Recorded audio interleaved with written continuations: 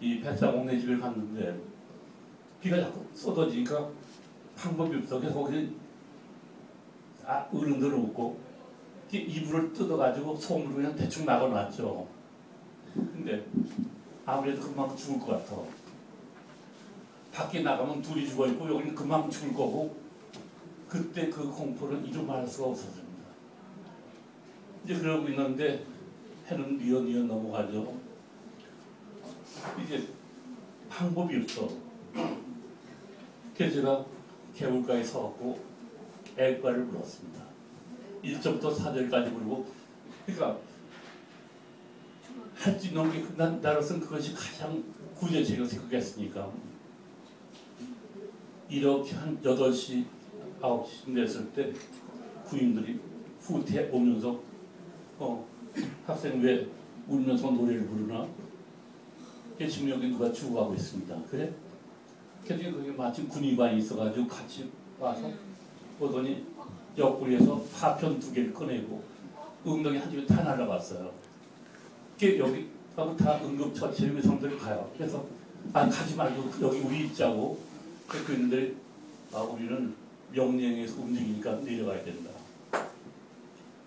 저는 그때부터 매일 지금까지 한두 거지 않고 애과를 불러왔습니다. 그 핸드폰에도 그 음을 넣었죠. 근데 그 누이가 이 삼성생명의 명인이 됐습니다. 지금 80인데도 최고 실적을 올리고 있어요. 근데 우리가 습관이라는 건 마약이나 술, 담배만 습관이 아니라 노래도 습관이만, 그러니까 부를 수 있는 노래는 지금까지 애국가밖에 없습니다. 누가 노래방 가서 노래 부르자면 나 못한다고. 그래서 내가 그때는 뭔데 그 후에 어떻게 안익태에서도 이걸 왔을까? 그 후에 생각하는 게 그래. 내가 수십 년간 애국가를 부르는데 안익태가 안 올 리가 없지. 이 무슨 노래든지 부르면 그대로 나타나요. 말도 그렇습니다. 죽겠다고 그러면 항상 죽을 일만 생겨나. 여건이 좋고 나쁘고 문제가 아니에요. 제가 상담할 때 그때 이제 박 대통령 취임했을 무렵인데 저한테 자주 오는 단골 손님 중에 한국철방이라고, 그땐 10대 재벌 중에 랭킹 4위였습니다. 그 부인인데 항상 오기만 하면 아이고 죽겠다. 여기서 죽겠다면 죽습니다. 절대 죽겠다 하지 마십시오. 아이고 이제 하지 말아야지. 그냥 조금 있다 아이고 죽겠네.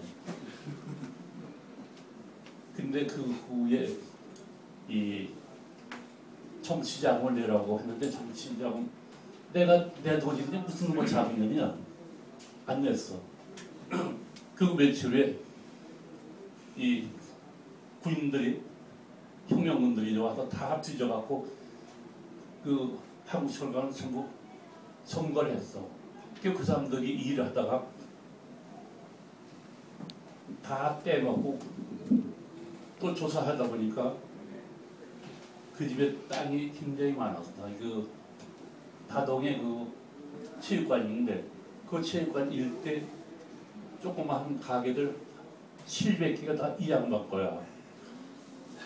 이거 뺏기지 않으려고 이제 자기 30년 된 기사한테 내 입을 좀 바꿔놓자. 이 양반 이름으로 다 해놨는데 그 후에 재판 이제 문제가 해결되었고 야 이제 내 명의로 돌려줘야지. 아니 그것이 왜 회장님 겁니까? 제 거죠. 그래서 소송이 생겼는데 이쪽 10명의 변호사, 저쪽 10명 변호사, 근데 한국철강팀에 졌습니다. 근데 그거를 이제 안기 위해서 알아갖고 그놈을 데리다가 또 고문을 한 거야. 그래서 죽게 되는데 나중에 죽기 전날 전화가 왔다고 그럽니다.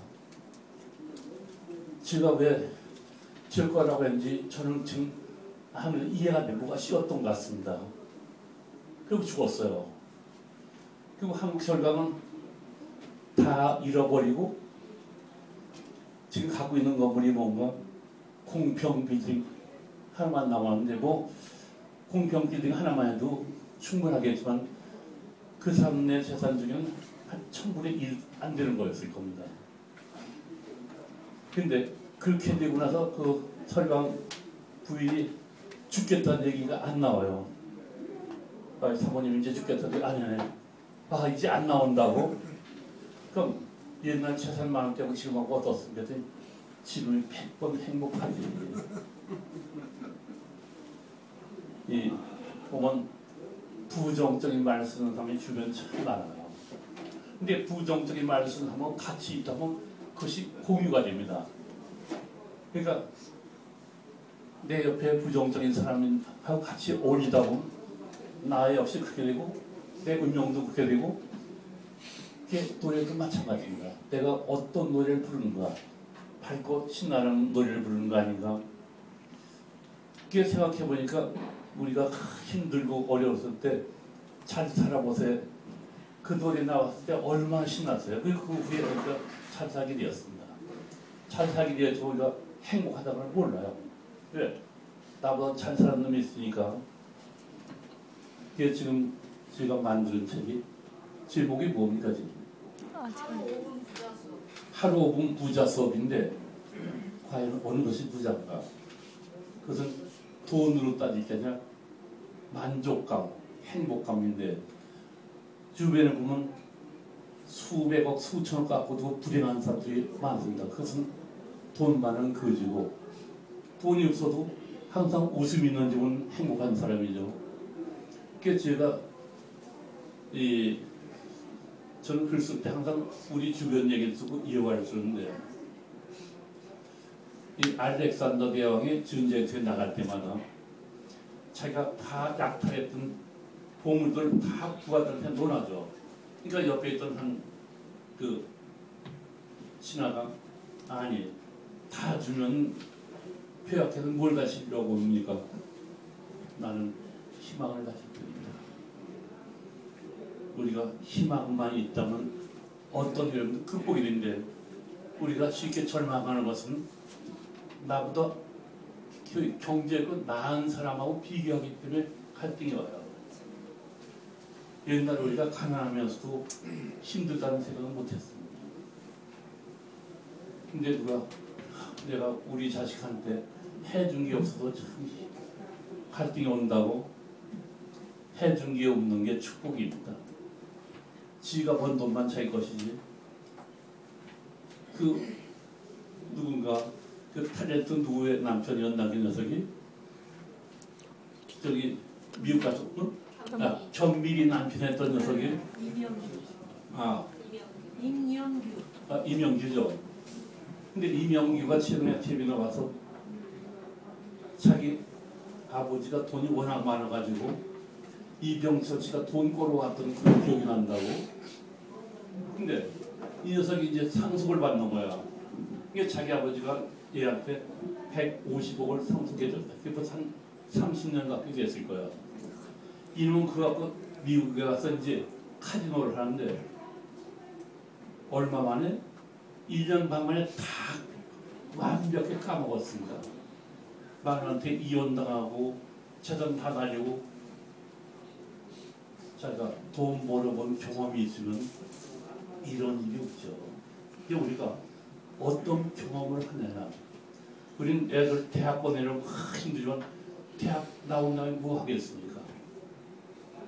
근데 돈 벌게 하려면 남대문 씨가 돈 버는 훈련 시켜야 돼요. 또 춤추려면 무슨 간부단 가서 춤을 배우던가. 근데 우리는 무조건 남이 대학 가니까 이제 새끼 가야 된다. 그럼 갔다 온 다음에 어떻게 하겠습니까? 우리가 남을 의식하다 보면 점점 비참해집니다. 그것도 나보다 부족한 사람하고 비교하자는 게 우리 항상 나보다 나은 사람하고 비교해. 세계 여행하는 중에 보면 왜 오지만 찾아다니는데 뭐 그리고 독충 있고 뭐 그러니까 남들은 가지 않는데 거길 가요. 이 사람은 거기서 기쁨을 느끼는 겁니다. 그래, 남이 못 간데 난 간다. 그래서 생각해 보니까 남이 경험하지 못한 경험을 참 많이 했습니다. 우선 병부터 경험했죠. 그것도 한두 가지가 아니라 25가지. 그게 지금 생각나는 집사람한테 참 미안한 게, 그래서 옛날 아포스터 때 사진을 보니까 그래야지 아이고 이럴 때가 있느냐고.